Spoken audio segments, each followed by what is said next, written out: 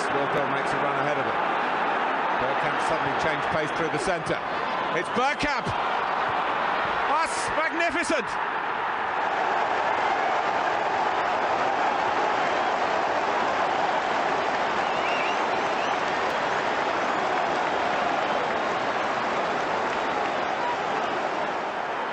The move, and then this, which left Davies Ass totally stranded. Good evening, boys and girls and Chris Carpenters of the world. Welcome to a Bergkamp Wonderland.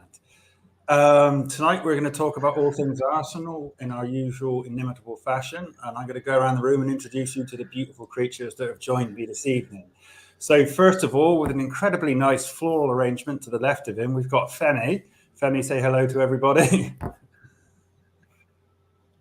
And to the upper right to me is John's here as well. John, say a big hidey ho to all the boys and girls. Hidey ho, boys and girls. And of course, the man with the moonlight seductively shimmering off his bald head is Danny. He's here as always to sprinkle us with his, sage-like wisdom. Danny, would you like to say hello to everybody?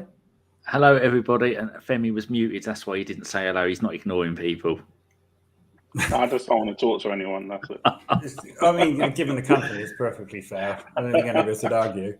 How are you, James? You looking well? Very well, thank you. It's been a while since I've been on, so it's nice to have the opportunity to speak to you fine gentlemen, as always. Shall we start? Shall we go headlong into the, interminable shower of shite that we all had the misfortune to witness over the weekend? Well, I say weekend, I mean Monday night. Getting my days all mixed up. As I'm sure, I don't need to mention this, and I'm sure you guys will all remember, Arsenal put in arguably, if not definitively, their worst performance of the season in succumbing to Crystal Palace 3-0 with a very, very limp, lifeless and unimaginative performance. I'm sure I can gather everyone's reactions, but I'm going to go around the room nevertheless and ask people, what were your thoughts? How did you feel? Generally, what did you think went wrong? Femi, let's start with you. You know what? I don't know. Maybe it was our worst 20, 25 minutes. No, let's say worst 30 minutes of the season. But I thought for the rest of the game, we weren't actually that bad. I think defensively, we were all over the shop. But I think we've had worse. But I think I remember a few Everton. But it's definitely probably the worst result under Arteta, I would say, since he's been manager. We usually are very competitive, even when we lose. It's quite close, except for Man City, Liverpool, Chelsea, all that stuff. But usually we're quite competitive, which was a little bit different this time. I'm sure we'll go into some of the reasons why, but it was a sobering experience, sobering defeat. Brought us down to our feet a little bit. I've seen some people who are already they're already looking at the Champions League pot that we were going to be in. So I think that's a slap in the face for some of them, I guess. So yeah, to be fair, the last 60 minutes we did put up a bit of a fight, but you're always in the Premier League, you're always fighting an uphill battle with your 2-0 down. Let alone us, we don't really come back from going down as well to win games. I mean, the Wolves game was special because it was like one of the first times we've been down at half time and ever come back. So it would have taken something special for us to come back from 2-0 down. I don't know how you guys felt, but it's one of the first times in a long time I've watched an Arsenal game, got to about the 67th minute mark and thought, nah, fuck it, we're going to bed. I think you can usually tell with Arsenal that if they're losing, there's a difference between you'll know when they're going to put a fight in, and you'll know like Monday night where it's just not their evening. It's just not going to work out. And I think you can point fingers, you can say this, that, and the other. You can throw accusations and things like that at players. But I think you've also got to take into account that it's just a funny Premiership season. Things like this happen. No one would have predicted Arsenal would lose 3-0 to Paris. In the same respect, no one's going to predict that Chelsea are going to get battered at home by Brentford of all teams. So it's just one of those things. I think it's very easy in this league to get caught up in the vagaries of perception, and you see so-called perceived big teams as almost certain to get favourable results against those that would be considered lower in the table. But it doesn't work that way. I think you've got a lot of very, very good teams in this league. Crystal Palace being a prime example of that. They've got good players. They've got a good system. They've got a good coach. They've got good home support. And if all of those four things come together for them, like they did on Monday night, then they're going to be a very, very difficult team to beat. And a lot of teams, irrespective of their standing in the league, are going to go there and lose points. So I think the naysayers and those, the folk that really want to get themselves caught up in all the doubt and all the sort of, that instantaneous reaction where you have to be furious and incandescent because we've lost. It's just a bit silly. John, what did you think about the game? I mean, going into it, I was nervous. I think on my predictor, I'd put Arsenal as a 2-1, but I was like iffy about putting that. I was tempted to put like score draw maybe because Palace hadn't lost in like 10 games. They got a really good point against Man City. They beat Everton, which I was going to say everyone beats Everton, but we didn't. But yeah, they thumped them. They've been beating like they'd gone to Wolves away and won 2-0. They've been playing really good football. I think Conor Gallagher's probably up there with one of the best players this season. Just like that kid is an absolute machine. I don't know where he gets his energy from. He's non-stop running. And since Vieira's gone in there, like he had a huge job and he's really turned around. He's made him play better football. I know lots of people follow HLTCO on Twitter, the Palace fan who's got a lot of followers. And I've been reading all this stuff. Is that the guy that goes on the Arscast? Yeah, he goes on Arscast quite often. Yeah. He's really, if you don't follow him, he's a really good follow. I know he's a Palace fan. Obviously, he talks about them a lot, but he talks about all the clubs, and he's like very level-headed, sensible guy. So I'd sort of been looking at the results just because of the Vieira connection. So I wasn't overly confident going into the game. I thought, we've been doing well, but then you see we've got no Tierney. And again, this is not single out Tavares. I'm sure we'll talk about individual performances, but that worried me. Martinelli wasn't starting. Lacazette has been playing okay, but still not getting goals. And I just thought, this might be the one where before the game, I was thinking this would be very Arsenal to go into this and like lose horribly and then go and beat Spurs or Man United or whatever further down the line. So disappointed, but kind of expected because this team is so young still, like the majority of it anyway. Not experienced at all, really. This is the first season they've all played together. And it just shows again that the lack of depth we've got in the squad, if you take out a player, not every position on the pitch, but there's certain areas of the pitch where if you remove the starter, it really does weaken the side, like massively. And it can completely disjoint it. And it's not always down to that one player, but it's how it affects the other people around them. And if one certain player in the middle has an off day, then it really disrupts everything. It's very key to the way we play. It's kind of the whole thing about like playing out from the back. If someone's not doing it properly, the whole system will fall apart. So it's very important that everyone does their job properly. And credit to Palace. I thought they were really good. But like Femi said, I thought there were moments in the game where we played some really nice stuff. Smith Rowe should have got a goal. Odegaard probably should have scored.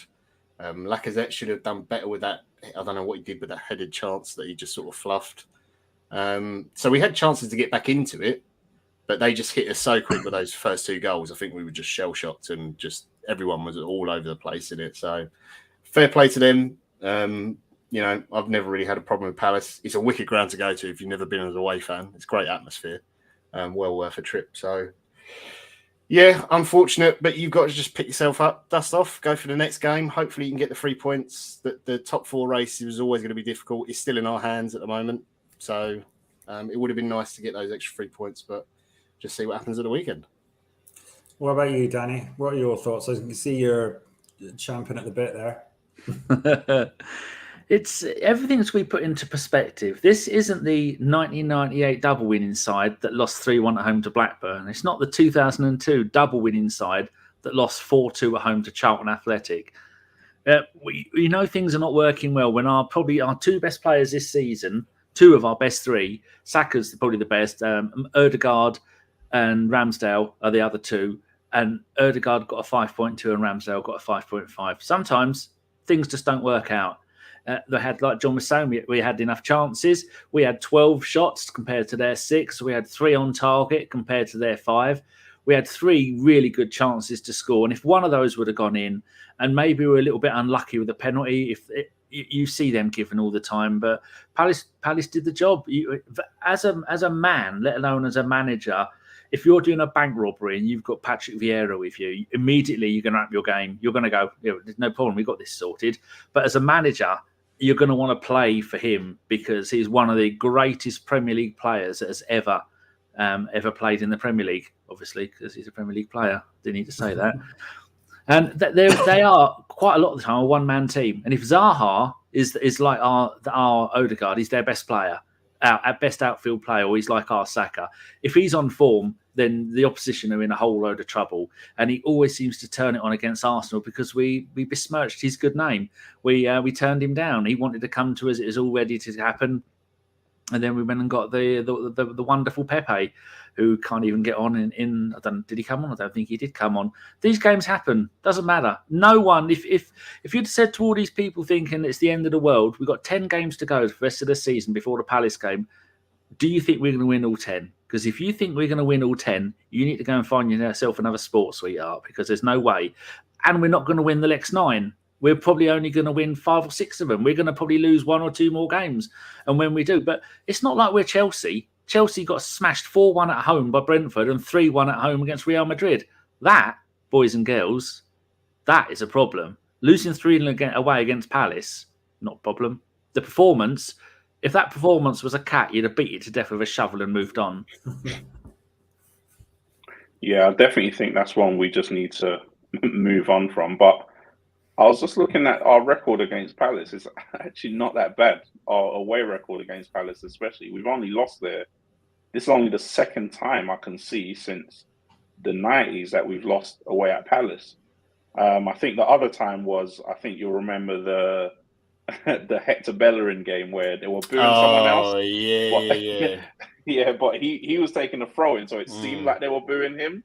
But it was, I don't know what player it was that they were booing, and we lost that game 3-0. But apart from that, we just beat them at home usually, regularly. But like you said, they've got quite a strong team now, and it's quite weird because I was thinking about the team, the setup that Patrick Vieira's got. He seems to be good at playing against big teams, so it seems like he can nullify a team threat with they're so high. They were so high energy, and we just did not match their energy. Once you've got a team that's that high energy, if we'd scored 1, like you guys said, it would have put a doubt in their mind because they'll be thinking about the 2-2 game back at the Emirates. They'll be thinking, they would have sat back even deeper, and you would have definitely got more chances in the last 10 minutes. If one of those early chances would have gone in. So it just turns out that these things can happen. It's one of those games. I think people are more. I'm more concerned about the injuries than the result at that stage because it's a result. Like you said, these things. This is the Premier League. There's so many good teams in the league. It's unbelievable. There's barely any bad teams in the league apart from maybe the bottom 5 teams. The rest of them will give you a game on any given day. So it can happen that if you have an off day away in that kind of atmosphere, you're in trouble. And their fans, credit to their fans, they do not stop for 90 minutes. So. We ain't going to be the only team that will drop points there for the remainder of the season. Does Spurs have to go there? No, they lost 3-0 there already. So yeah. So I mean, you hear a lot of sort of curmudgeon-y blathering about Arsenal. But at the end of the day, you've got to sort of look and take into account that Palace are actually a very good team on their day. And they played well. So my next question in relation to the game, and I'm going to start with, I want to say bearded, but he looks almost formally bearded because the majority of it's off. Danny, your beard, it's off. It just looks like it's not its usual bustling and glistening majesty. So looking at the game where you would say that if you take into account media perception, then the majority of the team have come in for quite a lot of flack. Would you say, in terms of player performance on the night, there was anything actually positive to come out of it? Well, that's a tough one. I'm going to have a go and look at Lacazette, yet again, it seems to be 10% of the time that works really well. Maybe 50% of the time it works okay. And this is one of the 40% of the time where that was absolutely the wrong thing to do. You have so much. If Odegaard behind him isn't doing his job, then Lacazette can't do his job. And when you have Smith Rowe getting a 6-1 and Saka getting a 6-3, there's absolutely nothing up the front to talk about. Another major problem, we didn't have the distribution from Ramsdale, so that didn't work. Partey was an absolute, God no, it was like he was playing for Ghana again. Because I think I watched 2 of his games for Ghana, and it was horrendous. I think he was still trying to reacclimatise to the bloody cold English weather. I'm going to say the people are going to hate this, and I'm going to wait for John to smile and agree with me. Xhaka was by far our best player on the night, and he was played some of the game at left back. I don't disagree. I mean, he's still got shit. He's still got grief from people. He's got his faults, but I mean, of the starting 11, I would say he was probably our best player. Yeah, I thought Nketiah did well when he came on. He looked all right when he came on. And I think that the positives to take from it, and it sort of relates to what Femi said about injuries, because that's the bigger worry for me is what's come out of this game, is that Lokonga, who's basically hasn't played for I don't know how long it is now, like any real sort of amount of time, looked quite good when he came on, looked quite comfortable, and actually was like in the build-up play as well, playing some really nice passes. I thought Martinelli was good again when he came on. I mean, he's been in really good form for the last few months, to be fair. I'm surprised he didn't start. And I thought Smith Rowe grew into the game when the position, when we sort of went to that back three and we basically chucked as many forwards as we could on. And he's playing that inside left almost as like a second striker. He was finding a lot more space then and linking up. Obviously, it had a lot to do with Palace, but playing differently at that point. They dropped deeper and were playing more on the break like they used to do. So I thought those parts of the games were positives. Mainly Lokonga, because considering that Partey's probably going to be out for, I mean, we don't know for sure, but the guess is if it's the same injury as before, it's going to be 3 or 4 games. They said he might be back for the Spurs game, is the possibility. That's sort of going roughly on the same timeline as before, but that's only if it's the same length of injury. So you would think that Lokonga is the sensible replacement to bring into midfield. So I think that's a positive to come out of it. And the other thing I would say is that despite the result and everything, and like 3-0, it's not even as if 3-0 necessarily flatters Palace, because they probably in the first 30 minutes, the way they were pushing us around and just playing faster and bullying us off the ball and making us make errors, they might have been able to score more if they, had a little bit more cutting edge up the top end. But we've seen this team come back from bad defeats and recover quite well and quite quickly, and seem to get over it a lot quicker than, say, previous Arsenal teams down the years. So that's my one positive. But it like Femi said, it's the injuries and what we do going forward. Do you guys think that pressure played a part in it? Because we were the last game of that week. We played on the Monday. We knew Tottenham had won. We knew that they were above us, albeit on goal difference. Do you think there's an element to where the players knew that? They knew the focus and all the attention was on them to go out and get a good performance. And do you think that contributed to where they started? Femi? Danny? Well, no, I don't think so, personally. I don't know if you asked for Danny or Femi. Danny, we sound the same now. Danny, Femi. It's the Bristolian accent. Yeah, I don't think so. We just seem to lack energy. One thing I'll say is, remember at the beginning of the season, in August and September, mainly a lot of the early international breaks, we hardly had any players going away for their countries. So we had like all our players in the training ground, Ben White, the Ramsdales, all of them. Gabriel didn't get called up for Brazil till later in the year. Martinelli, Smith Rowe, like hardly any of our players were in the international squad. Now, if you look at it, nearly every single one, bar Lacazette maybe, even Lokonga's with his international squad. So that's another issue that we're going to have to deal with now, which is, at the Euros, we probably had, 3-4 players at the Euros last summer. Now, our players are getting more recognition. They're getting called up for all their countries now, and we're going to have to deal with that now. And it seemed like we couldn't cope with that because Arteta would have majority of them on the training ground throughout the international break. So we've come back. It's a different experience now. And we just seem to lack energy. So, for example, someone like Gabriel, he just had a baby last week, didn't he?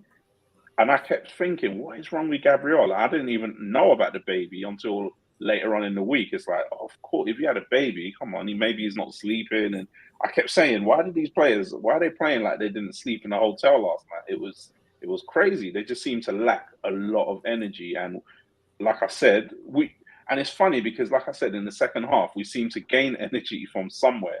So it could just be the international break. We're not used to it as like I said, as a young squad who are now getting more recognition. I didn't see. I mean, the pressure. They seem to get better as the game went on. So I don't know. I think there's a depth issue as well. Massively. Yeah, we've got to take into account that. I'm going to touch on this a bit later, but when it comes to the Tierney injury, but there are certain positions where our backup is a considerable markdown. Like, we're lucky in some respects where if Ramsdale's out, we're lucky that we can bring in a really good keeper to replace him. So the drop off there is fairly inconsequential, but in other places, is very noticeable. So I'm going to touch on that a bit later I'm going to share a theory with you guys and you can all shoot it down, as I doubt you will. That is to say you will. My next point is to Danny.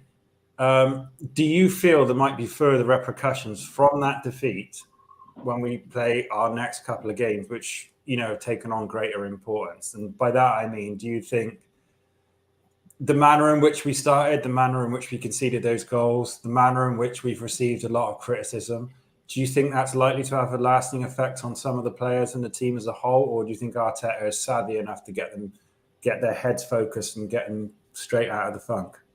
I think they'll be eager to go out there and put right the errors they made that night. When you look back at it, the players we've got, they don't want to be playing on a muddy field when it's pissing down and freezing cold.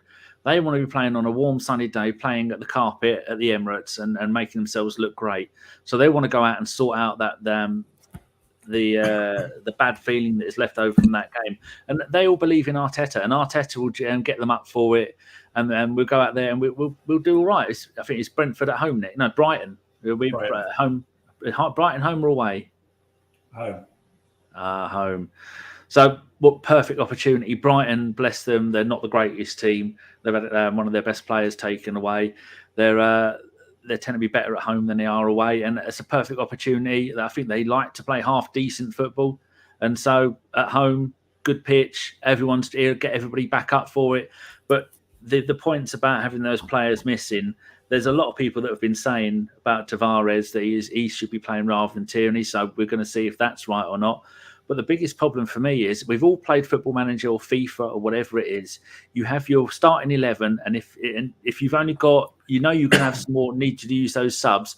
You bring those players on so that they keep match fit. You have one little stat for their fitness, one stat for their match fitness. It seems like Arteta has no idea that you need to keep an eye on their match fitness, because we've seen it with Tavares and Lokonga beginning of the year when they came in. They were both terrible. And with Cedric, he had two games where he was awful before he started playing well.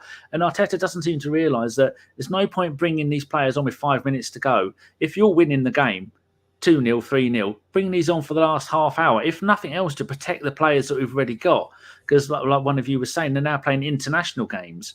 Like we weren't this time last year, they weren't all playing international games. Half the squad are not really getting a massive break. So maybe having the international break, I know Ramsdale didn't play and Saka didn't play. I don't even think did Smith Rowe? Oh yeah, he did play. He did play. Yeah. I remember seeing him with a shirt number I didn't recognise. But then, perfect opportunity this weekend, and they'll come out and they'll do it. And I believe in them. I'm looking forward to the game. It's not like in the dark days of the Emery days where we would lose and I'll be dreading the next game, thinking I can't be able to watch this. I'm eager for the next game. I'm looking forward to it because I believe in, not necessarily 100% in Arteta, but I believe in the process. And if Arteta doesn't manage it, maybe Vieira will come in and do it or someone like that. But the thing we all get behind is the players. The players can do it. They've shown they can do it. And I just want to see them come out and play. And we'll do all right against Brighton. And then all the people who are going, that's it, the season's over, going, that's it, Champions League, we're back on. You go, behave yourselves. I mean, I'm the same as you. I'm not overly concerned about there being a fallout. I think if we were to get an unfavourable result against Brighton, then it might get a little nervy, but I don't think that's going to happen. I think, as Danny alluded to, that the players, the manager, even the supporters themselves are all going to be very eager to get back onto the proverbial horse, having fallen off it. My next point of questioning is going to be in relation to some of the players, whether that be absentees or those that have been forced out for reasons beyond their control. I'm going to start with Nuno Tavares, and I'm going to ask this to all three of you fine gentlemen. Do you think Arteta's predilection towards taking him off when he's having a bad performance, more so than anybody else, I don't actually think he's ever done that to anybody else who's managerial reign, might be wrong. Anyway, I digress. Do you think that is going to have an adverse effect on him, his psychology, his performance levels, and to a longer extent his tenure at Arsenal? Or do you think it's just simply a case of that Arteta's making the right decision and that Tavares, as much as he's got the enthusiasm, as much as he's got raw potential, maybe just isn't the right fit for Arsenal? Femi? This is I don't know. I just want to say I'm not really a big fan of Nuno Tavares at all. That's just me personally. I think he's got some raw materials, but when you're technically not good, that's a massive issue. And he's good athletically, but football-wise, he's good at going forward. He kind of reminds me of, this is going to sound so bad, of Andre Santos. I was just about to say exactly that. Like, in a weird way, like he's a bit better than him. He's a lot fitter. Yeah, that's true. Yeah, like he seems to be good at going one direction, which is, going forward.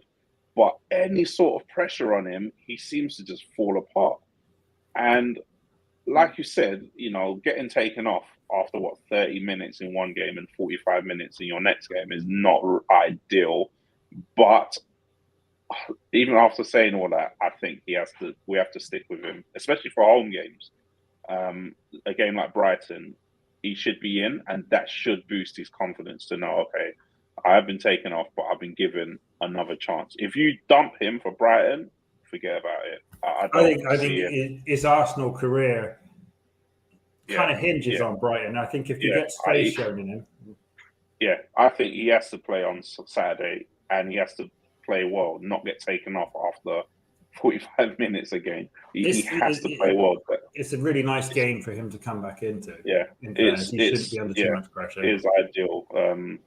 And, I feel sorry for him, but like you said, he hasn't played a lot of minutes as well. He's played less than 90 minutes in the last 3 months.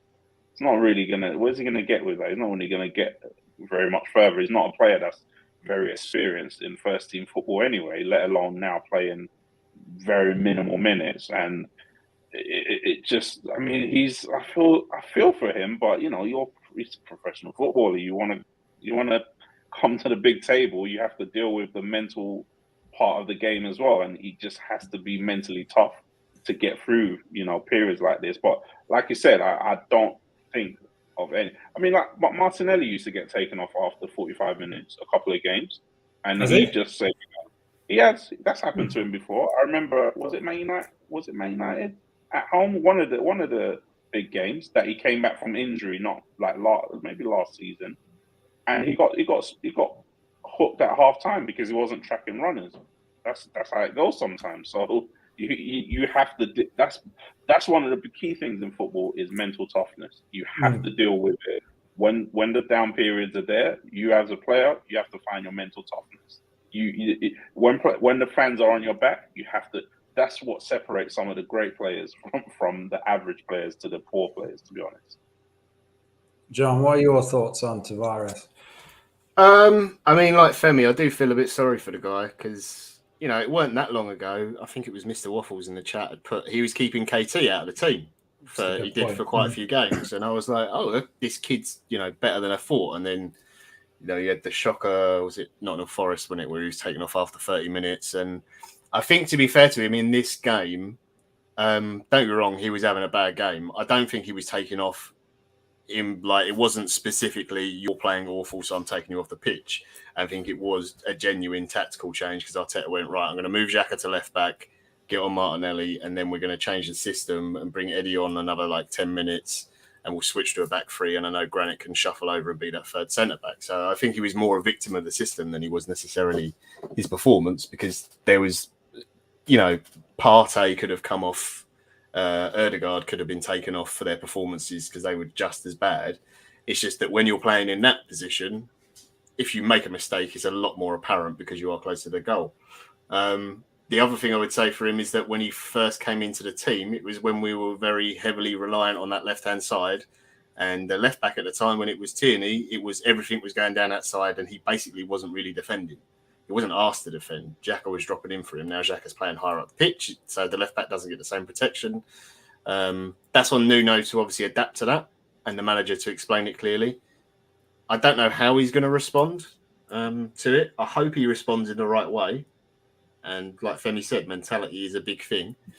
I think this is partly is a test from Arteta as well. Was like, can you take this? He's not doing it on purpose to single him out or anything, but I think he will use it as is this guy mentally strong enough to be in this squad? There's certain things that Arteta demands from players that aren't necessarily like tangible that you can like measure, like with any stats or data or whatever. So it's how he responds to this.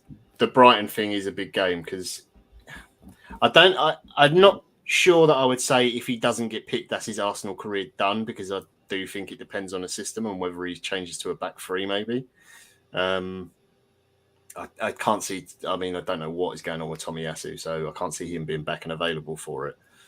But he's a left back, so really you should play him. I hope he gives him another chance. I think he's done it before with him early in the season where he had a bit of a stinker and he gave him another chance. He did the same thing for Lokonga. It was after the Liverpool game. Yeah, was straight after the Liverpool game. Both of them had a stinker against Liverpool. Yeah, and they played both, the next game. Yeah, they both got another chance. So I'm hoping he does give it to him.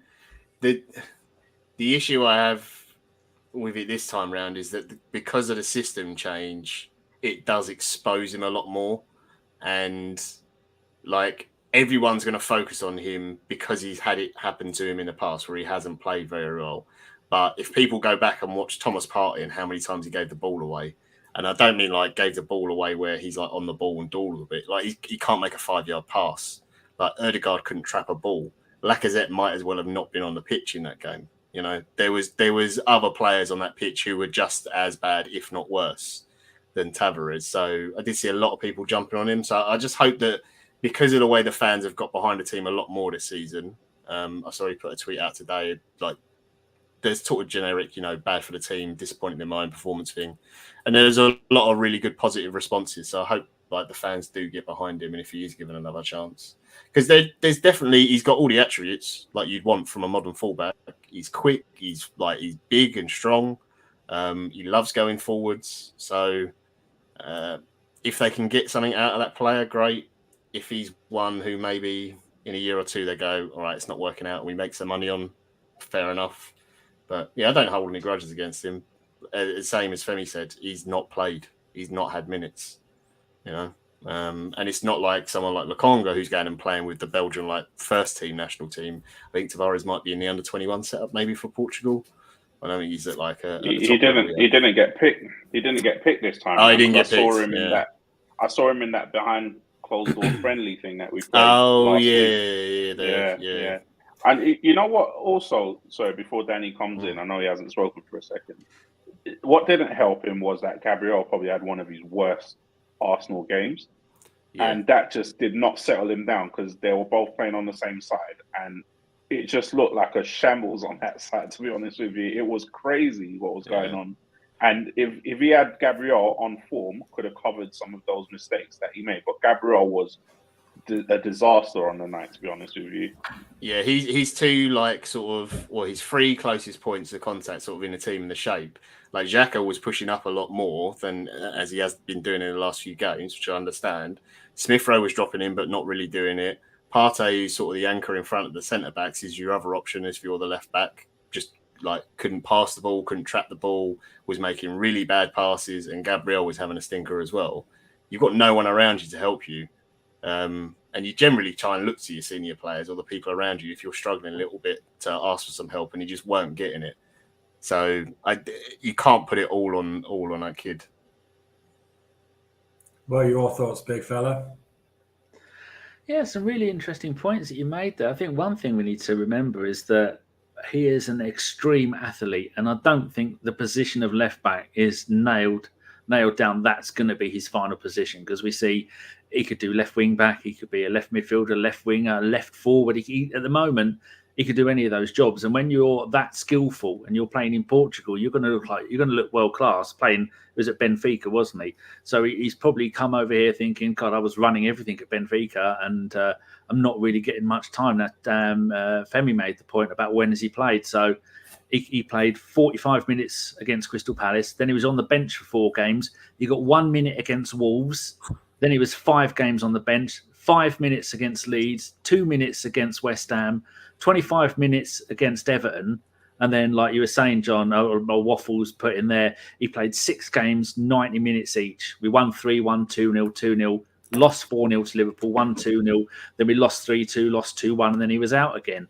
But so in the last 4, 9, 10, 11, 12, 13 games, he's had a 1 minute, a 2 minute, a 5, and then he played half a game. You can't expect a young man to come in and do that, especially when he's new to the team. If it was the other way around and it was Tierney coming in and doing that, Tierney's been at the club for 3 seasons now. He knows what to do. He knows how to fit in. And another really good point that you were making, John, partnerships. Arsenal are at their best when it's Tomiyasu on the right with Saka ahead of him, and it's Tierney on the left with Smith-Rowe or Martinelli on the left. Those people have got chemistry. And so many positions were messed up, and you can't expect a 22-year-old bloke to come in and just go, right, don't worry, lads, you're all having a bad game, I'll sort this out. It's never going to happen. How about you, James? What did you think about it all? Because you've not really given your opinion on much stuff yet. Tavares, I'm very much of the same thinking as Femi. I think he's got physical attributes. He's got a degree of technical ability as well, but I think he's at the stage where he needs to prove if he has the mental toughness. I look at him play, and I've always thought that he is, he's really physically good. He's strong, he's quick, he's imposing. You could say he's intimidating because he's a big kid as well. He's like 6'2", isn't he? 6'1". So he's not, in terms of fullbacks, he's big. He's bigger than you would expect for a fullback. He's not like Cedric, diminutive size. Do I think he's got what it takes in terms of his mental toughness? Perhaps not. I think he's at that sort of crossroads, if you will, where he is going to need to either shit or get off the potty, to be brutally honest. He could go either way. I think he's either going to see what's happening to him at the moment as a reason for him to push forward, to knuckle down, to train hard, to improve, to get better, to try and be analytical of his mistakes, to push past those, and be honest with himself. Like I'm of the opinion that the only way you can ever get better at anything is if you're honest enough to admit you're not very good at it, and then that's the only way you can improve. That's the only way you can push forward. And I think if he has the mental foresight, and none of us can really know because we don't know the kid, we don't watch him in training, we don't know what his positives and his negatives are in terms of his personality. We can only speculate, but I hope he starts against Brighton. I've got a sneaking suspicion that something will change. Something will come out of left field that we're not expecting, which is going to lead me on very nicely to my sort of second round of questions, if you will. Now, I've long had this theory that if you look at our starting 11, and whether or not you think the best starting 11 includes X player or X player, you think the positions I think that we can least afford an injury in are the 3 that we've currently got injuries in. Now, I think we will find it very hard to replace both of our fullbacks and Thomas Partey. I think if you can look at the front players, and whether that be Lacazette Odegaard, Martinelli, Smith Rowe, and Saka, normally only 4 of those 5 will start. So if one of them's missing, then any one of that triumph, that's the wrong word, that group of people can come in and replace that other one. If we lose Xhaka, then you would argue someone like either Odegaard or Smith Rowe can drop back. Lokonga can come in and play that position. If we were to lose Ramsdale, then we've got a very good backup keeper. And I think Rob Holding is very capable of replacing either Gabriel or Ben White. But I think those positions that we've got absentees in, Tierney, Tomiyasu, Partey, those are our 3 positions where we are the weakest in terms of depth. Now, my question to you guys, and I'm going to start with Danny, because that's sort of the opposite way to where I went previously, is given that we've got those absentees there, do you A, agree with what I said they're probably the 3 worst ones we could have? And B, what would you do in terms of solving the problem? Because there's quite a number of different ways you can look at it. You can look at, could we go to a back 3? Could we put Holding in next to Gabriel, play Ben White at fullback, and put Cedric maybe to the other side because he's arguably more competent in terms of having the mental capacity to be a fullback, albeit not in his natural position. So how would you solve that problem? See, this is what I would have liked to have done. I think Arteta went around it the wrong way for them. There again, like I always say, if I knew anything, I wouldn't be sat here talking to you idiots, would I? I'd be managing Barcelona, trying to get them relegated. But the thing that he did wrong, he went defence, Xhaka left back, defence. Oh, everybody up front. Shouldn't have done that. He should have brought Big Bob on, left Xhaka where he was because he was doing a job in midfield that Partey wasn't doing, and then played 3 at the back, and then that's what I'd like to have seen. But if you're ever going to play 3 at the back, then I think it's always good to do it at home because 3 at the back means you've got one more player playing further up the field. And if you're at home, that tends to mean you'll be more attacking. But I don't think he will. I think he'll go stick with the 4 at the back. It'll be Tavares playing at left back. I don't think Tommy's going to come back yet, is he? It's going to be a few weeks before he's back. So at right back, maybe he's going to put Ben White there and have Holding at centre back. There's going to be some combination of that. He's not really going to go and I think he only changes his tactics when things aren't working out, or whether he's trying to, right, we're down to 10 men and he wants to try and keep a lead. But there are, like you were right, with our 2 fullbacks, are the 2 worst positions for us to cover him because one of them, Tavares, is so young. He's only had 1 and a bit seasons at Benfica. And at the other side, you've got the other Portuguese lad who's not really done it at Southampton. I still do quite like him, but I think he will only play well if the other players around him are playing well. And he does like to get forward a little bit too much. He's not the greatest defender. So we're going to have to do. There's nothing else we can do. I'd go 3 at the back and have another one in midfield and probably have someone there to try and support Lacazette. Because once you get Lacazette scoring goals and then you've got people covering for him so that he can go forward and do more stuff, I think we're going to see more of Lacazette. But we've got a question coming up later about Lacazette, which I think was quite funny, if not mean. But he is quite limited because we didn't strengthen in the summer. There's not much else he can do, is there? I mean, you've got João Lopez, the Spanish left back. You can't. I mean, if you think Tavares isn't ready to play in the Premier League, then João Lopez is nowhere near. Yeah, you can't do that. And he's a couple of years ago, he was fantastic for the under-18s and then moved up to the under-23s. Not really heard much of him this season. Under-23s are having a decent season. I think we're 2nd or 3rd in the league. But it's going to be the same stuff, same players, same positions, same formation, same everything. He's just going to have to swap a few of them in and out again.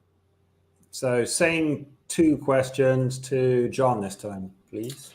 Definitely the weakest positions we've got in terms of depth. The Thomas Partey one's interesting because it's been a long time since I've seen a Premier League team play with like the single pivot midfielder.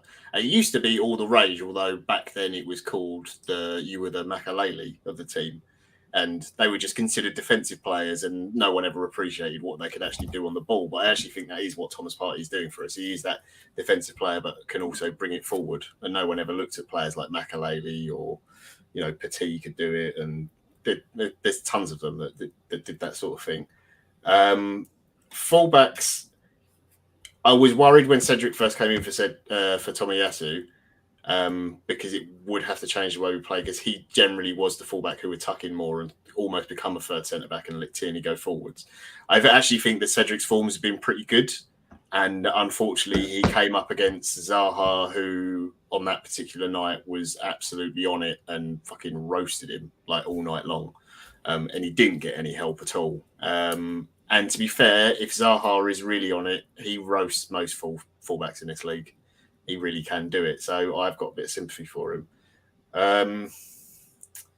I don't know. I really don't know what Arteta's going to do. I'm just like looking through the squad and what you can do. Like if you go to 3 at the back, then you arguably get like all our exciting forwards on. You could do that then, because you can have Xhaka and Lokonga as like a double pivot, and you can go right. Saka and Martinelli, you're going to play as normally be wing backs, but you're not really. You're getting forward a lot more, and you could put Smith Rowe closer to Lacazette and almost have him as the false 9, like as a second striker, that kind of thing. I think he'll probably stick with a back 4. I hope he plays Tavares, because I hope he gives him another chance. The only other thing I could see him doing, if he doesn't want to play Tavares but keep the back 4, is do what you said and bring in Holding, maybe switch Cedric to the left and put Ben White at right back. Which Ben White is probably our closest analogy to a Tomiyasu. But again, what you're doing there is a back 4 that was very settled for the majority of the season and has been really good and solid together. You're moving a partnership, you're separating a partnership at centre-back. You're taking one of our best partners from those 2 out and putting me into a right-back position, which means, all right, he can still do the passing from there, but it's from a tighter angle. You're making a right-back play at left-back. And Cedric has done it and did it for Southampton, has done it for us before as well, but it's not a strong position. I actually personally think the way to go with it is to do Tavares at left back and then play Gabriel, Holding and White. Because when he gets forward, and Tavares of those 4 is the only one that really likes to bomb forward, that gives us the ability for the other 3 to go back to essentially a back 3. Yeah.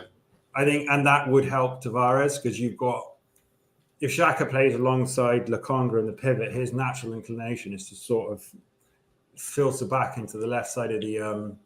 Yeah, I mean, I think the other thing is that you can still play, because of Partey being out, I hope, like fingers crossed, if we do keep with the back 4, that Arteta doesn't ask Lokonga or Xhaka to play the Partey role. And he just says, right, okay, for this game, right, Granit, you're not going to go forward and get into the box as much as before. You're going to sit and we're going to have a Holding 2 again. Because when we did that, then, he does then tend to cover the left back when they go forward, which means you can actually have 2 fullbacks getting forward then. And then you don't disrupt that forward line, which, to be honest, I think you can sort of mix and match and change. I also think, and my apologies, Femi, I'm just going to make one point before going to you. I also think that Partey there, you need to go with Gabriel, Holding and White, because it just makes us more stable at the back. But that's enough of me whittling on. Femi, what do you think? I think keep it the same. That's my personal opinion. Until it's broken, well, really broken, I guess. Keep it the same. I'll just leave those 2 centre backs there. We've had, 13 or 14 clean sheets, mainly with those 2 in there. The fullbacks just have to come in and play until it's broken. What I would say is I would switch from that 4-3-3 we've been playing now to more of a double pivot with Lokonga and Xhaka. I think that's the only little tweak that I would make in terms of at the back. Up front, I'm sure we'll come on to that when the questions come, but at the back, that's the only switch I'd make, just to get Xhaka alongside Lokonga, because a few of these games we will have majority of the possession in Brighton, Southampton. Southampton's going to be very similar to Palace as well, so keep it the same. Just a few little tweaks. I don't going 3 at the back. I just have nightmares of last season. When we went that crazy run in October, November, December last year, we were just losing every game. And then we just kept switching the formation, 3 at the back, 4 at the back. We were just doing everything and nothing was working. We found something that's kind of working. And we do have more control of games playing 4 at the back. Because one thing you got to remember if you play 3 at the back is you do have to take out an attacking or midfield player. So you'd have to take out Erdegaard or a Smith Rowe, or you'd have to take one of them out. And that's what's been giving us control of games. So I wouldn't want to see us losing control of games anymore. I just don't want to go back to those not creating chances. We're still creating chances. Even in the Palace game, we're creating chances. So that's why I say we'll just stick with what is kind of working. If you start playing around with it can just break everything in such a short period of time. I think that's a very, very good point, is that the more you tinker, the more you risk fucking it up in its entirety.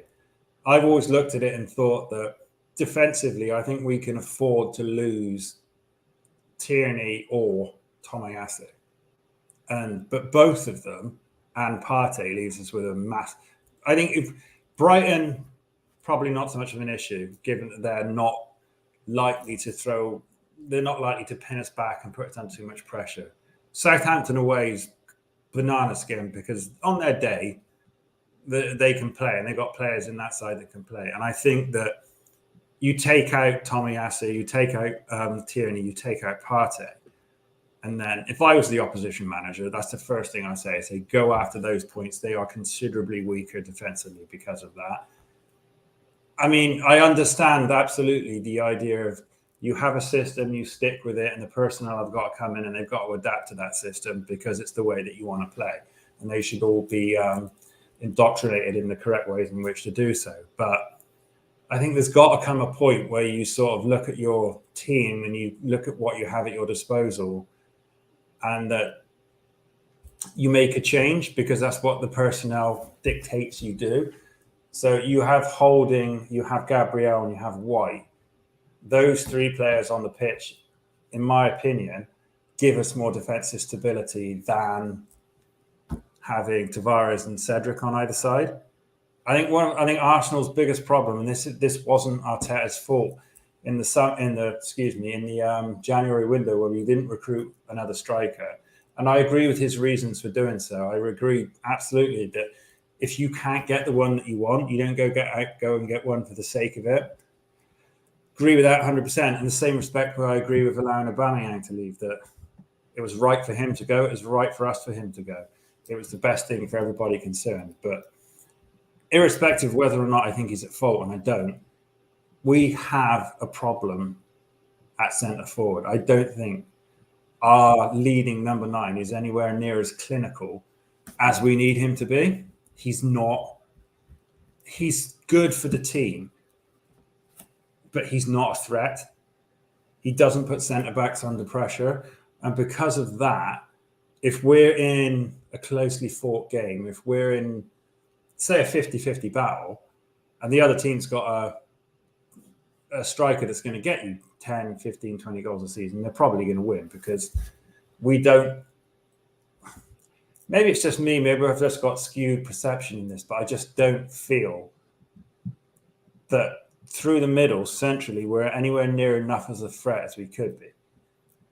The way I look at it is, if it was never going to happen, let's just say purely for the hypothetical, we bought Vlahovic in, that would be instantly transformative. To have a player of that ilk, of that ability, of that physical stature, of that, who's someone who's that clinical in front of goal, transforms us.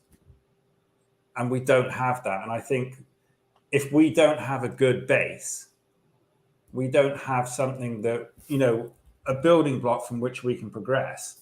If we don't have that, and we do with our first choice back four and Partey, we have that, I think we're going to struggle to score goals. And I think we might struggle to win games. And I don't want to sound like, the naysayer or the pessimist of the group. It's just the way I see it. I think it's going to cause us problems, which is why I think that when we get to the games that are the quote-unquote tougher ones, like the Chelsea away, the definitely Spurs away, United at home, those games, the games we really need to win, we still got to go to West Ham. We do, don't we? Yes, although I'm hoping they're still in the Europa League and distracted by that. Those games, those 4 games of the 10 left, I worry about, because I'm concerned we'll have the firepower. I mean, if we had our first choice back 5 and the keeper, I'd be less inclined to worry, because I think that Tomiyasu and Tierney and Partey not only defensively give us solidity, but they give us enough of ball progression going forward. And we lack that. You take those three players out, and we've got a problem. And I think we might struggle to score goals. Now, I kind of am concerned a little bit about the remainder of the season. And as you guys alluded to earlier in the podcast, it doesn't stem from the result on Monday night. The result, you can just brush under the table, cast it off. It's just one of those things that happens from time to time in football. It will happen to us. It happened to Chelsea, and no doubtless to say it will happen to any of the other teams for the remainder of the games, because that's the nature of the sport we love. It is unpredictable. It's gloriously unpredictable. But I've rambled on for a bit here. I'm going to try and, somehow get a question out of this. Before you do that, can I just say that's FK, who was one of the 7 who invented ABW. That's his podcast, Latte Firm. Go to YouTube. It's very, very good. So he has top quality punters on there, and he's he came on with Daniel and me more than a few occasions as well. So that's a very, very top gentleman. He is. Can I just back up a point you were making about Eddie? Didn't buy a striker in January. We all said Eddie isn't the man to do it. Since the January window has closed, he's played 9 games for Arsenal. He's got and played over 105 minutes and got 1 assist. We all said it wouldn't work. It isn't working. It's not going to work. He can't do it. I don't think it's Arteta's fault. I don't think the 2 players we've got left here are his fault. We couldn't get what we wanted in the January window, and we were right not to. We were right to let Aubameyang leave, because it was just the best thing for all parties concerned. I think our problem is that we are relying on a striker who, for all intents and purposes, looks like he's had a battered cod supper most of the times before he goes onto the pitch. But we could have got someone in on loan. Most clubs have got players they don't want. Easy. Get someone in on a 6-month loan and say, you're not staying after this. Come and put yourself in the... Can you think of someone we could have got that would have improved us? Because I find that very... Lukaku, God knows Chelsea's not doing anything. Yeah, but I agree exactly with what Stokes is saying. They wanted Vlahovic. I think we got strung along a little bit too long by the agent. I do also think we probably dropped our interest a lot earlier than some of the papers were reporting, and the agent was stirring a lot of that up to get the Juventus deal done and seen through. Plus, Fiorentina were desperate to get it done in that window to get the maximum amount of money for him. But yeah, going back to the way we used to do transfers, where it was, we can't get this player or that player who are actual targets, or we'll just sign him. We'll get this player in, or we'll just get this guy on loan and we'll agree to pay him a ridiculous amount of money. It's not going to work.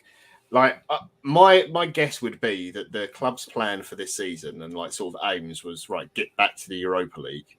They've found themselves through really good recruitment, I think good coaching, getting the fans back on side, all those factors, in the position where they might get Champions League, and it's probably a year earlier than they expected.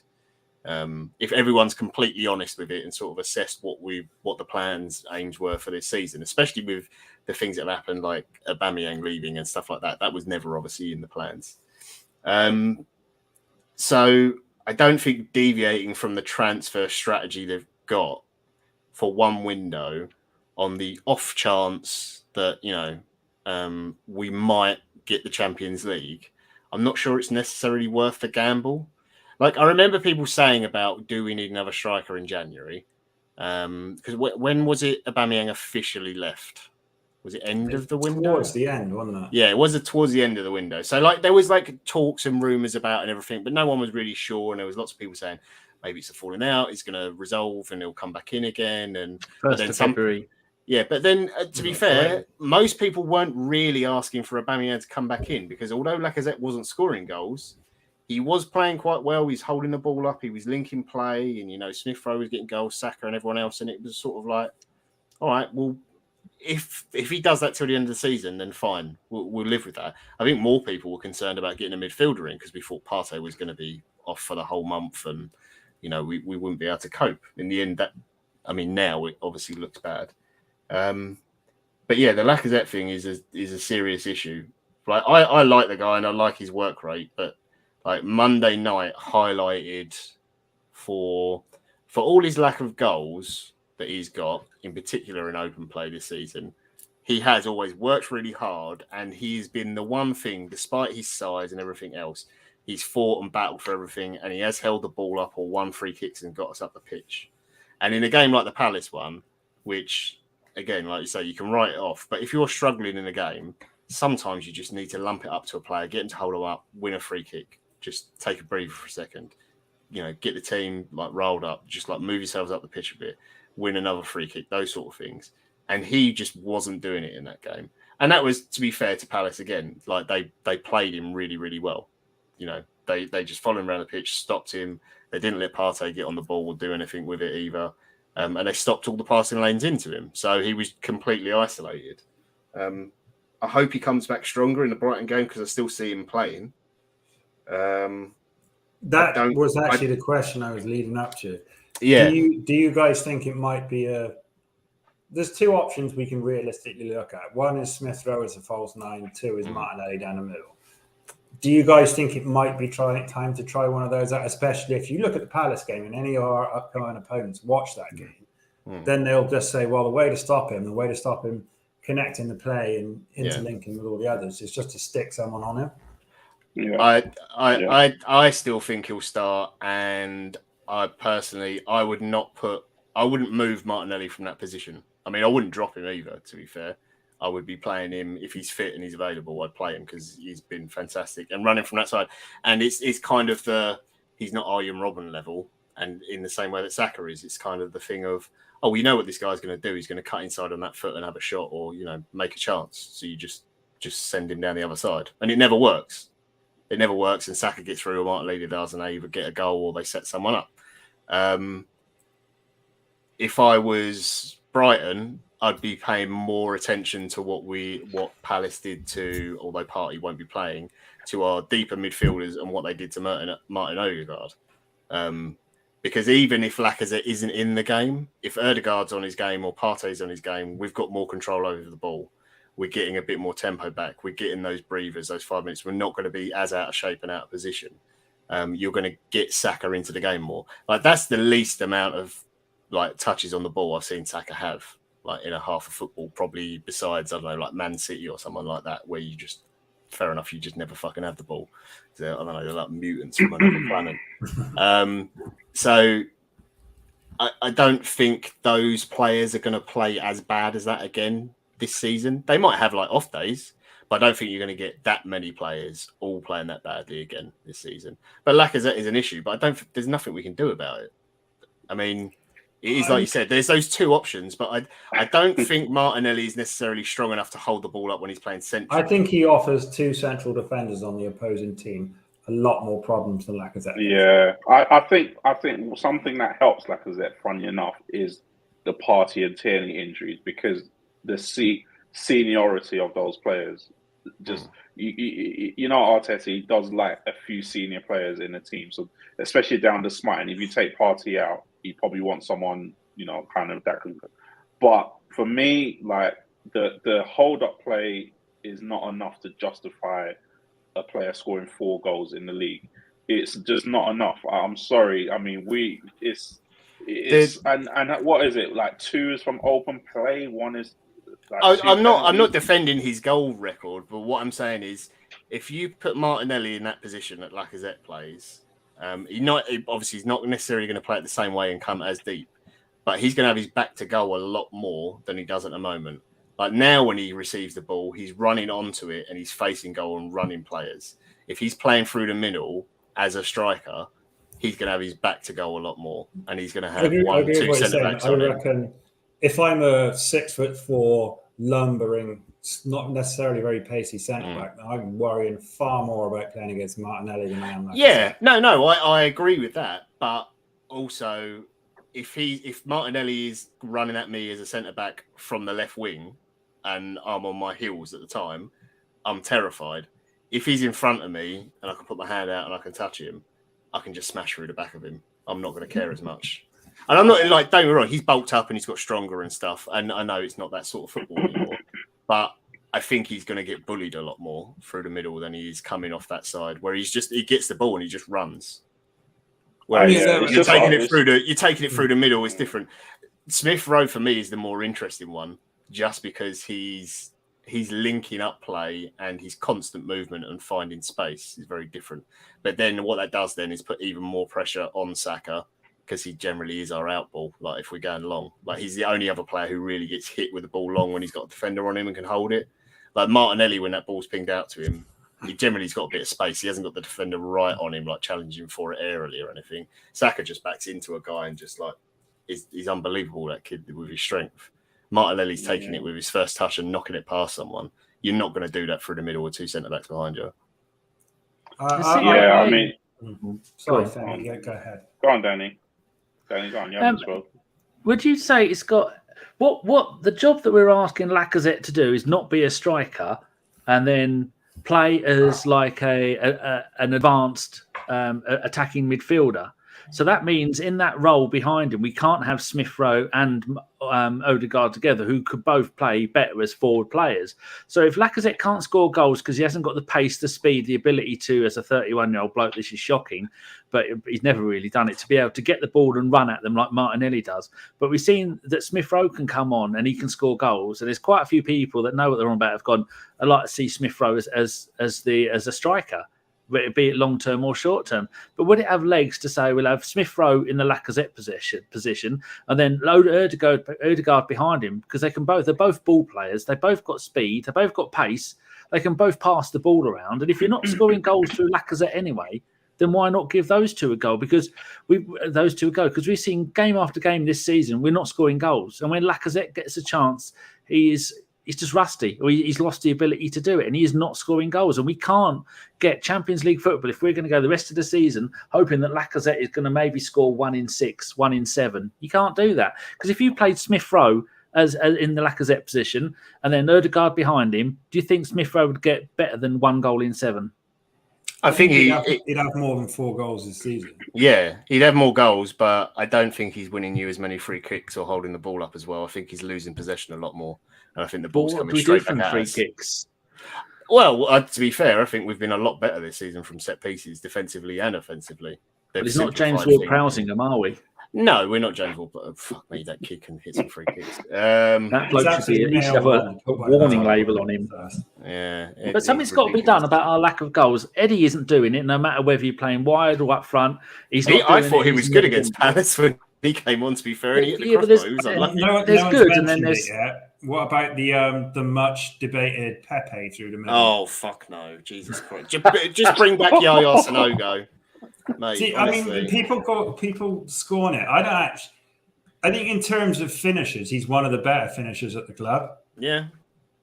I mean, that Jimmy's put, why not try Pepe as a striker? Not only does he confuse himself, he might be able to confuse a defence. The problem is... That's actually a very good point. I mean... He does genuinely, but what Pepe is going to turn up on a pitch? Is it the Pepe who stops the ball, does like probably 5 tricks more than he needs to, but beats the player, and you're like, oh, that's amazing, but you could have probably done it in half time, scores a goal, great. Or is it the Pepe who can't stop a 2-yard pass and just falls over his own feet? Like, yeah. I don't know. He is enigmatic in that respect, but yeah, that's polite. He's I think like I was saying, look, I'm looking at the goals we scored since Watford, where we played well. Leicester was 2 set-piece goals, penalty and a corner header. Liverpool, no goals. Villa, 1 goal. Palace, 0 goals. And then you go back to January, we had that run of 0 goals. We scored 44 league goals for the whole season. I mean, it's pretty disappointing. I mean, we've got to try something. I know it's quite late in the season to be trying something new, but it's quite a problem, because I think the only reason that the other teams are even close to us is because we generally don't score enough goals. And it's quite weird because we've won quite a lot of games recently. I think like 11 and 14 or 11 and 15. But they've been by the odd goals. So Danny, what you're saying, rest players and try different things. We a lot of the times we can't, because we're not that far up. Running dry on them. Yeah, it's always quite quiet games. The other thing as well is, say you take Lacazette out and you try Martinelli or Smith Rowe through the middle. That means one or the other is then playing the wide position. And then you immediately put the squad back in a situation of one of them gets an injury. You're back to, okay, well, we're putting the guy back in Lacazette because we're short one of those players and we've got no cover for anything yet again. Like at the moment, those two wide positions of Odegaard are the ones where we've got some options. And like with Pepe being the second out of the choices. But I think most fans, if you ask them, they don't really want to see Pepe come on in most games. I think someone made a point to it on some podcast I listened to, and I forget where it was, but they made a very good point. Him coming on and being effective depends on what kind of game he's coming in. Yeah, the game state. Yeah, if we're chasing, I think we're better. He's better. Yeah. If we're holding on to a lead, then it's a terrible idea. Yeah. James, but he has to play at some point. Sorry. He has to because he's a £72 million player. That's just basically doing. He's got the ability to score goals. Yeah, but you say one of our few players. You say he's a £72 million player. He's got to play, but Lacazette was 58 million. Aubameyang was 60 million. They've both been dropped for long periods of their career at the club.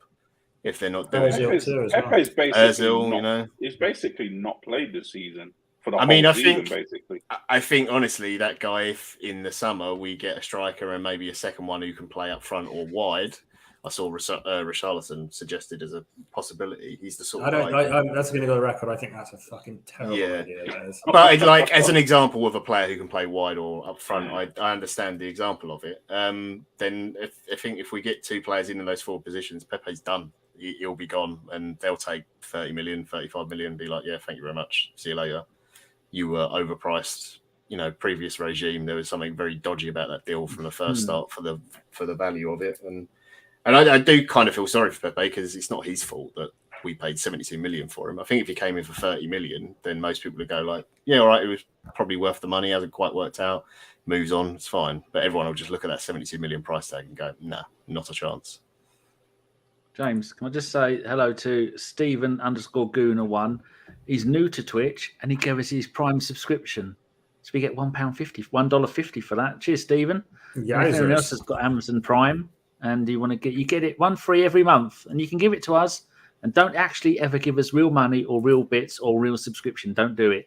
But the Amazon Prime, you can give us for nothing. If you want to know, if you give us real money, then we invariably have to spend it on various degrees of Chris Carpenter rehabilitation clinics. That he has many well documented proclivities that Danny will confess to, that we are ill prepared to bail him out of another. Rescue centre. We had to break him out, like the A-Team. We had to break him out of fashion prison, and that was Can hard. I just reply to something in the chat before we go to whatever the next topic is? Someone's talking about Pepe contributing more goals and assists than Odegaard playing less minutes. This is why I love goals and assist stats, because it it can make you look stupid, and I think Patrick Vieira basically killed that thing on Monday where he said, look at Conor Gallagher, the way he plays. He said he doesn't need a goal and an assist for you to watch him and say he's one of the best midfielders in the league. And it's energy, pressing, control of the game, all those sorts of things are more tangible to me sometimes than goals and assists. You can have a player scoring 10 goals, 10 assists in the League Cup and the Europa League group stages. People need to take the games into account that he's scoring these goals and what else he's giving to the team. So you sometimes got to be careful with goals and assists. There's no way that Pepe contributed half as much as Odegaard this season. Oh, absolutely. Not a chance. Yeah. It's like the Ozil video, like the Ozil fanboys always show. Was it against like Ludogorets or someone where he nutmegs one player and flicks it over another guy's head and like does the bounce shot off the ground? And I'm like, who's he playing against? He's not doing that against Bayern Munich, is he? And I'm like, and it's at a point in the game when we were like, 3-0 up already or something. It's like you got to put things into context. Like Pepe is the most frustrating player we've had probably since like Kleb or someone like that. Like unbelievably talented, exceptional finisher of the ball. Like the way he can hit a ball with his left foot is unreal. But the consistency in his game is just not there. It really isn't there. And he got brought in to do a job that I don't think he can do. You know, he was very good at Lille because of the setup. Was the whole exactly team? What I was going to say. Yeah, was made for him. You know, it was built for him to shine. And if this team was built for him to shine, I have no doubt that he would be playing every week, and he'd probably get 20-something goals a season, maybe. You know, but he's still playing like someone. He's still playing like someone who's only joined the club 3 months ago, and he's still not quite sure what he should be doing or how the team gel together. And it's been about 3.5 seasons, or 2.5 seasons, 2.5, or 2 3/4 seasons, and it's still going. Well, who are you? Where do I go? What do I do here? What's the Premier League about? I think it's a shame because he's obviously got so much talent, but I think he's arguably up there with the most talented players at the club. I mean, that stuff he does with the ball on the edge of the box, magical. That goal he scored against Wolves was element. Oh, that was brilliant! Yeah. But what John said, I think the end of the day is that the step up to Arsenal in the Premier League from Lille in Ligue 1 has just been probably a little too much for him. I think in that league, in that club, in that position he played, in the formation he played, where he was more often than not, from what I can gather, I don't really know too much about French football. From what I've heard from those that do, is that Lille or very much one of those teams that sit back, soak up pressure, then bang, go forward. And he's quick, he's good finisher. So he was very much, suited to that system where Arsenal, who, when they're playing against the, I say in inverted commas, the so-called lesser teams, are more possession-based. They were expected to have more of the ball, expected to, find alleyways and create chances in close-knit areas. He's just not suited to it. He's just not. I don't think he's a bad player. I don't think he's a... Oh, God. Look at that windswept son of a bitch. It's his grinder profile picture. But like John said, if he was a £30 million player, we wouldn't really care. But now he's a £15 million player, and that's going to be as long as we pay part of his wages. At Arsenal past the summer, I will be fucking dumbfounded. That's the thing. Like, I do think he's a good player. I know we've spoken about Pepe for a long time. He wasn't even involved in that game, but he's the sort of guy who you would normally see maybe go to a team like Newcastle, like previously, or Everton or someone like that, and they'd sort of build their front line around him, and you'd be like, geez, this is a real talent there. And there'd be rumours about him going to like a top 4, top 6 club or something, and then it would be does he go to like a Leicester, who are sort of like European, like consistent kind of team now, or does he take that step to top 4, and then whether it works out or not? But I don't think he's ever going to quite get past that point, just because of the way the league is. And like, there was a really good interview with De Ligt at Juve the other day, and he was asking him about the differences when you move from like a smaller league to like Italy. He obviously moved from Holland. He said it was amazing, like watching us play like the team who were in last, and we won 1-0, and everyone in the stadium was cheering. So if that was Holland, we'd be getting booed because why didn't we win 4-0? It's like, I didn't understand that there was competitive games with every team in the league. And that's what the Premier League is. It's the same thing. There isn't easy games, so you've got to do both sides of the game, defensively and offensively. If no one else has got anything to say or anything they'd like We've got questions. I've got one quick thing before we go on to questions. Are you going to do the questions, Danny? Well, the questions are just simply... Well, John can do them. John likes reading. He's got his glasses on. The question is, and I'll start with Femi on this one, is that what would your team be for Brighton, and how do you see that game going? My team would be Ramsdale in goal. Has to be Cedric. Don't know what's happened to Tomiyasu. Dead. He's just not played since December, which is when we're in April, 4 months. So Cedric, White, and Gabriel. I'd stick with Tavares for this game. Lokonga and Xhaka, Martinelli, Odegaard, Saka, I can't with Lacazette, but oh god, I seriously, I just can't. But I'm guessing he's gonna play. If it was me, I for one game would stick him on the bench and let him come on. But yeah, sorry, I just can't. I just can't with him. I just can't. Sorry, but yeah, Lacazette. I'm just gonna say it. And Smith Rowe's come off the bench. Our bench is so weak. Our bench was so weak the other day. Now it's I had 3 academy kids on it, didn't it? Well, we've lost another couple of players, so who's going to be on the bench now? But yeah, that's probably my team. And yeah, I'm looking forward to going back to I was thinking that we've just had a lot of away games recently because I haven't been to a lot of home games.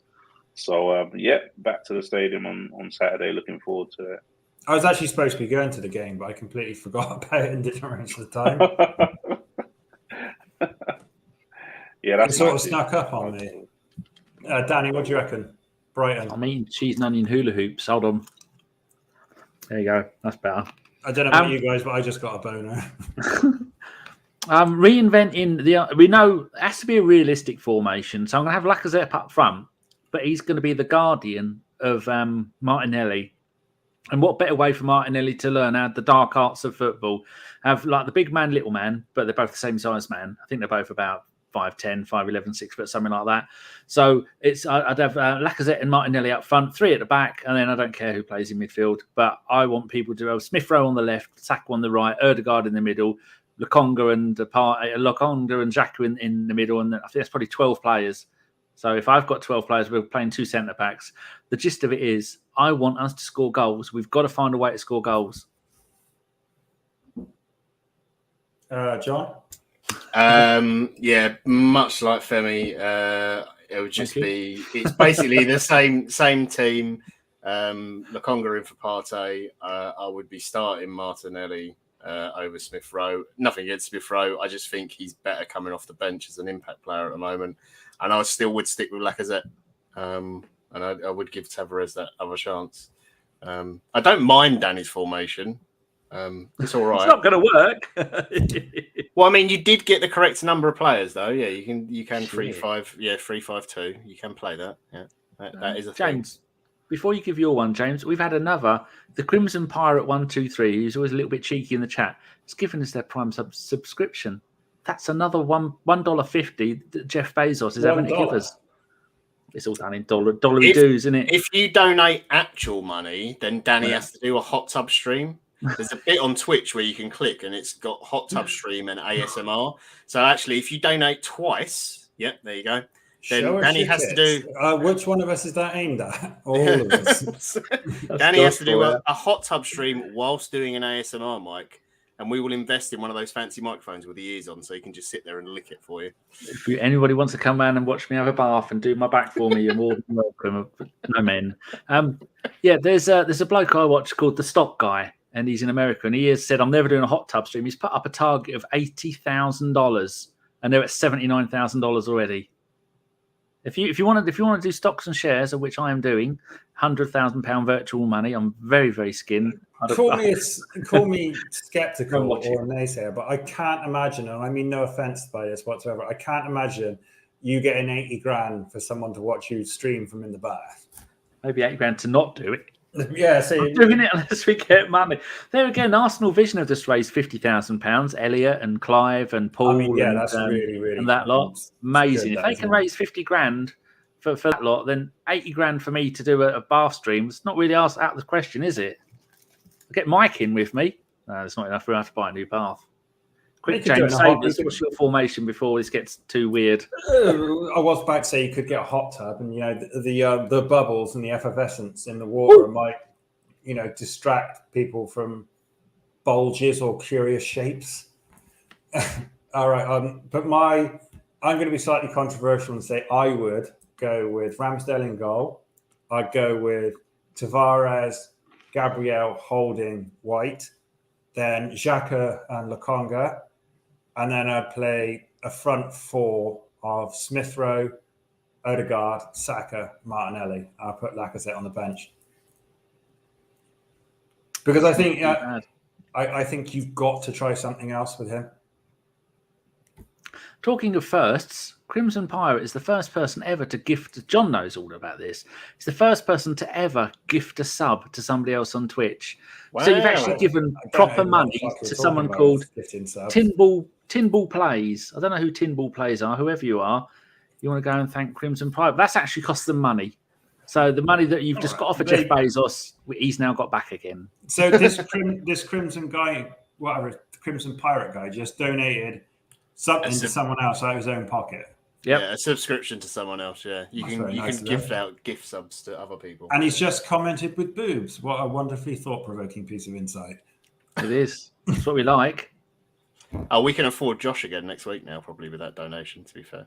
Oh no, we have to get written permission from Sophie before he comes on. And she's not to be messed with. That's true. Who's not to be messed with?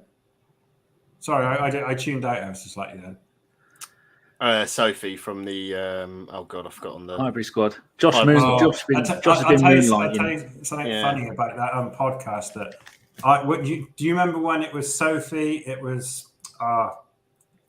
it's me and Jock, Sophie, and some other dude. Sophie listens to this, so don't be horrible about it. No. I wasn't going to be horrible about her. Thank God for that. No, because I thought she was really nice and thought she's obviously incredibly knowledgeable about football. But she did this thing where Jock had an opinion and then she just went through it like a fucking train.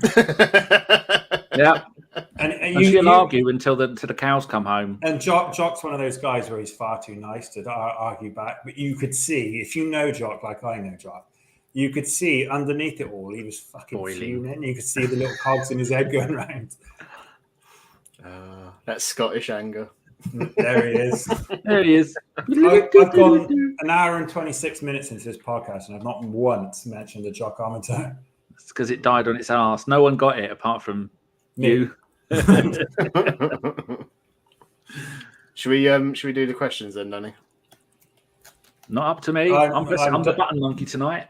I am done with my line of questioning for you fine gentlemen. So as far as I'm concerned, have you got the questions, Danny? Can you pop them in our? If you go to see the top of the chat, you go to starred. There's a new feature on StreamYard. Oh, and then they're all starred there. So pick and choose as and when you want. Hang on. It's a new feature. Starred. Oh, that's very fancy. Yeah, no more cut and paste. We've moved on. Okay. Right, we'll start with Femi then. From Jimmy H32. The fact that Katie is so injury prone, if a decent offer comes in, is it worth cashing in on him now before he loses too much value? Oh, this is one I put to someone a couple of weeks ago actually, when there was a link that he was it Real Madrid, I think someone was going to pay 50 million for him. Yeah, and I think Ancelotti came in for him when he was at Everton. Yeah, but I just don't personally think. I think what we need to do is just have an adequate backup. Someone that we can see challenging him to take his place, basically that good. I think we've got to say every season he's been at Arsenal, he's had at least one, if not two, long-term injuries. So we have to just say, okay, this season we haven't played in Europe. Next season, touch wood, everything going great. We play in the Champions League.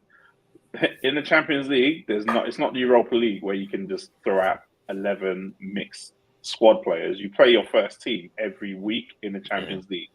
So you've got to then have an adequate cover at left back. So personally, I wouldn't sell him. I don't see you getting, especially if you don't.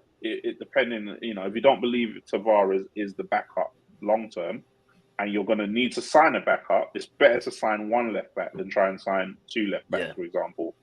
You're not going to sign two strikers in one summer and then try and now rip it apart at left back and start again there. So for me, I wouldn't sell him. I'll just get a good backup for him that you believe in, or work really hard with Tavares, because you're going to need two strong players in every position next season, without a doubt. I agree with that one. Stokes, one for you from Phil Mecca. Has Vieira passed his audition to be the next Arsenal manager? I mean, if you take the fact it's Patrick Vieira out of the equation, and let's just say it's manager X, and he's not. I mean, he's arguably my favourite Arsenal player of all time, Vieira. I cannot put into words how much I adore that man. But I think if you can sort of be really honest about it and say you take the fact it's him out of the equation, then maybe you would look at his managerial career and think, maybe not yet. Yeah. I think if he's continues on the trend. If he has another 2, 3, even 4 good seasons at Palace where he continues the very, very good work he's already done, then absolutely. But I think if you ask the same question to anyone and it wasn't Patrick Vieira, they would say no. Yeah, so if it was like, say it was Graham Potter doing that job. Yeah, if it was anyone, if it was like, let's say it's just a form of French player that none of us really... Yeah. Remy Gard. Yeah, if it's Remy Gard or even if someone... let's say, for example, if it was Olivier Decour, no one would be, clamoring for him to be the next Arsenal manager. Let me ask you in a different way. You've been put in charge of your new director of football of Man City. Pep's leaving in 18 months. You have a straight choice between between Patrick Vieira and Mikel Arteta. Who would you put in charge? I mean, personally, I'm taking Arteta. I think because of his history with Pep, that would be Arteta. Yeah. Okay, but I mean, if Vieira, if Vieira continues on the sort of trend he's on at the moment with Palace, and if in 18 months' time he's still progressing with them and moving them up the table and improving their style of play, and they're becoming getting more and more good results against the bigger teams as they've started to do, then he's probably in for a shout. I don't think right now. I think it's too early, but also I'd be interested to see what happens with Palace without Gallagher next season. Because Chelsea probably aren't going to let that kid go. He'll stay there. I think he'll stay there next season. I can't believe Palace have only ever finished in the top half once in the whole time they've been in the Premier League. I found that quite amazing, to be honest. I would never have thought that. But the fact he's gotten so close to it does say that he's doing it. Yeah, they're ninth at the moment. So because it's Patrick Vieira, and because I love that man so much, I think if he was to replace Arteta for whatever reason, I'd be quite happy with it. Yeah. Oh, I'd be excited as well. But no, it'll be interesting to see what happens with Palace next season, because I don't think Gallagher's going to leave Chelsea because of all the stuff that's going on at the club there. We will probably. I think the more pertinent point is probably have to keep them. I think Chelsea probably wouldn't want to let him go. Yeah. Are you forgetting that when Vieira retired, he retired at Man City, and then he was the head of youth development at Man City for 4 years, and then he went to the Man City's MLS club, New York City, and he was there for 3 years as manager. But he didn't do great there, did he? No, he didn't. But he didn't do particularly well in France either. Whereas Arteta's come in first job and taken a club that was, to be perfectly honest, falling apart. I think if you're being really honest, if Guardiola left tomorrow, City wouldn't go after either of them. No, they'd go and get Ten Hag or someone like that, or I think you read the news that he might be going to United. Oh, really? Yeah, I was reading about it yesterday. It's a done deal. United have been leaking it all left, right, and centre. It's a done deal. I mean, on the upside, it means they're probably going to have to pay off Ronaldo because he won't like him. They'll have to give him a load of money to get rid of him, which is hilarious. And Pogba in the first place. Well, no, isn't he walking for a free again? Yeah, I think. Yeah, probably back to Juventus. Probably back to Juve. Anyway, right. He'll go to PSG, surely. Pogba. It's whoever offers him the most money, I guess. Right, we'll do some more questions and then wrap it up because we have been going for quite a while. Danny, one from Formerly Noser for you. When, if Tommy is back, would you play Cedric on the left, or would you get Saka to play there? Assuming that Tavares doesn't obviously play left back at all anymore. Oh, it has to be Cedric. Yeah, if because Tierney's out, Tavares isn't. I mean, if Tavares was injured. Yeah, well, if Tavares was just not in the picture. Can I just say this? Nobody has actually considered playing Nicolas Pepe at left back yet. He is taller than Tavares, so he's quite good actually at heading the ball. He's not a bad header of the ball. So yeah, maybe that's a decent shout. Yeah, it'd be Cedric. I quite like Cedric. Give him a run a game, couple of games, and he starts to play decent football. And he's quite versatile as well, which I like. Okay. A couple of quick ones from Crimson Pirate. Do you blame a small squad? We've sort of discussed around that anyway already. But he does also say statue for Mr. Rocky, the finest gooner of all. And a little heart emoji. I think we all agree that none of us would have a problem with having a statue of Rocky. We'd all love to see one outside the stadium. Yeah, there's if anything, it's almost a crime that we don't have one. Yeah. To be fair, so yeah, that's a definite. Jimmy H32. Here we go. Quick fire for everyone. What will come first? Lack of scoring or his contract ending? Femi? His contract ending. Stokes? Same. Danny? Penalty. Yeah, John? I think he'll get one goal, one more before he goes. It'll probably be an own goal as well. One more goal. At least one more. One more goal. If his one goal is against Tottenham in a 1-0 win, I couldn't. I love him. Just retire. Yeah. As a fan base, we just accept the drop off of Lacazette 30-year-old. So technically, in his prime years, so technically, in his prime years, will the Lacazette years be remembered for actually anything good? He was pretty good when we first got him. Yeah, I think the thing is because it was a few years of rumours about getting him on and off, wasn't it? And I think we missed the boat at getting him when he was actually at his best. And he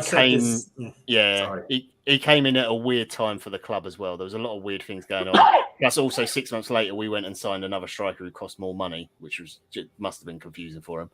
I've said this before on the podcast that I actually think one of Arsene Wenger's last big mistakes was Lacazette. You take the years that from that point where we signed him up until now. If we'd have not signed him, kept with Giroud and bought Aubameyang, we'd be a much better attacking team.